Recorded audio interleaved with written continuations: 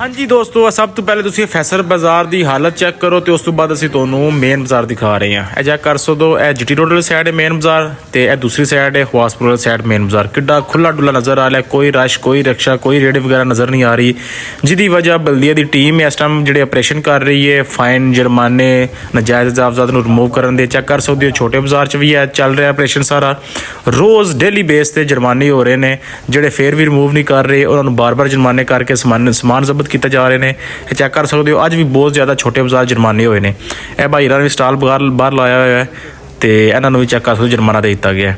अज भी हर रोज़ की तरह बहुत सारे जुर्माने हो रहे हैं। ये उदों तक नहीं रुकने हैं जिदों तक आवाम को अवेयरनैस नहीं आ जानी कि अपने अपने स्टाल अपने शर्टां तो अंदर रखने ने, उदों तक जुर्माने होंदे रहन दे। तो बहुत ज़्यादा कंट्रोल हो रहा है इस चीज़ से, तो नैक्सट भी मजीद आने वाले ऑपरेशन च भी तुहानूं असीं दिखांदे। उस तो बाद सीओ साहब दे भी तुसीं ब्रीफिंग सुनो, जो कि हवासपुर वाली साइड ते जिहड़ा बैरीयर है उन्होंने छोटा करने का कह रहे हैं कि साइडां ते तुसीं पिलर ला दो फिक्स करके ज़मीन च, ते इहदा साइज़ छोटा करो।